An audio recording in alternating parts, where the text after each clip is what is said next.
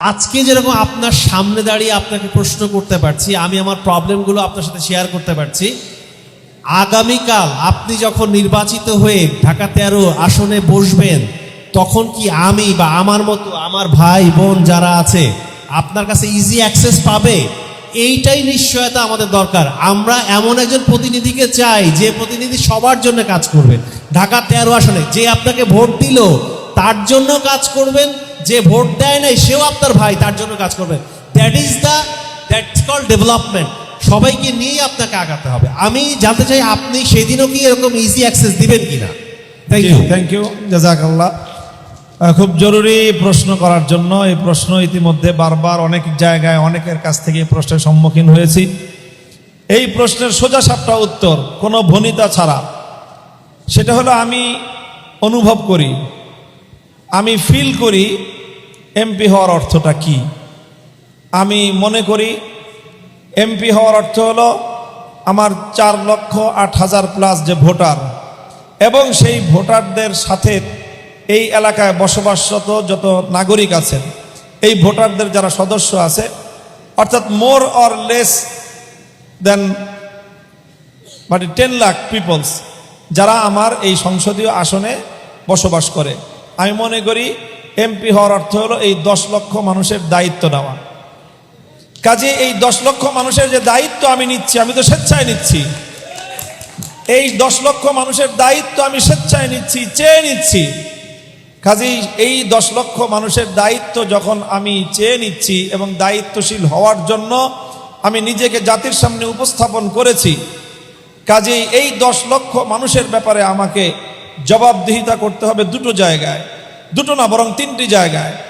প্রথম জবাবদিহিতা করতে হবে আমাকে জনতার আদালতে, দ্বিতীয়ত আমাকে জবাবদিহিতা করতে হবে আমার নিজের বিবেকের আদালতে, তৃতীয়ত আমাকে এই 10 লক্ষ মানুষের জন্য, প্রতি ব্যক্তির জন্য আমাকে জবাবদিহিতা করতে হবে আমার আল্লাহর আদালতে। কাজেই আমি মনে করি আমার জন্য ফরজ নামাজের পরে, ফরজ ইবাদতগুলোর পরে সবচেয়ে গুরুত্বপূর্ণ কাজ হবে আমার, যে আমার এই 10 লক্ষ মানুষের প্রত্যেকটা মানুষের প্রয়োজনে, যেখানে আমার প্রয়োজন, আমাকে আমার অবর্তমানে যেন কোনো একজন মানুষের কোনো একটা প্রয়োজন অপূর্ণ না থাকে, সেই বিষয়টা নিশ্চিত করা, সেটা হবে আমার রাজনৈতিক নেতৃত্বের এবং ধর্মীয় দায়িত্ব। কাজে ইনশাল্লাহ আপনি যেটা বললেন, আপনারা যেটা বললেন, সেটার জন্য আমার সুনির্ধারিত কর্মপরিকল্পনা আছে। আমার পরিকল্পনা হলো যে আমার আসনে 7টা ওয়ার্ড আছে, 28 থেকে নিয়ে 34 পর্যন্ত নম্বর ওয়ার্ড ঢাকা সিটি কর্পোরেশনের। প্রতিটা ওয়ার্ডে আমার পক্ষ থেকে একটা আয়োজন থাকবে, লোক নিয়োগ থাকবে, যারা ওয়ার্ডের যাবতীয় সকল বিষয়ে উইলিংলি আমরা নিজেরাই সেখান থেকে সংবাদগুলো সংগ্রহ করব, যে কোথায় কার কি সমস্যা, পার্সোনাল লাইফেরও যদি, অথবা ব্যক্তিগত, পারিবারিক, সামাজিক যে কোনো ঝুট ঝামেলা, যেগুলোতে আসলে একজন এমপি হিসাবে, জনপ্রতিনিধি হিসাবে দায়িত্ব পালন করার, ভূমিকা রাখার সুযোগ আছে, সেই জায়গাগুলোতে যেন আমরা রিচ করতে পারি। আমরাই যেন নিজেরাই আগে, আমাদের কাছে কেউ পৌঁছানোর আগে আমরাই যেন সেখান থেকে সংবাদটা তুলে আনতে পারি, সেরকম একটা আয়োজন আমার পক্ষ থেকে থাকবে ইনশাল্লাহ। প্রথম। দ্বিতীয় হলো, এরপরে যদি আমরা রিচ করতে নাও পারি, প্রত্যেক ওয়ার্ডের মানুষের জানা থাকবে যে এই ওয়ার্ডে মামুনুল হকের অফিস এটা, এবং তার অফলাইন এবং অনলাইন, ডিজিটাল এবং অ্যানালগ দুইভাবেই প্রত্যেকটা মানুষ যেন আমাকে রিচ করতে পারে 24 ঘন্টা 7 দিন, 30 দিন মাসের এবং বছরের 12 মাস, সব সময় যেন একজন আমার আসনের প্রতিটি নাগরিক যেন আমাকে রিচ করতে পারে, তার জন্য আমার একটা আয়োজন থাকবে।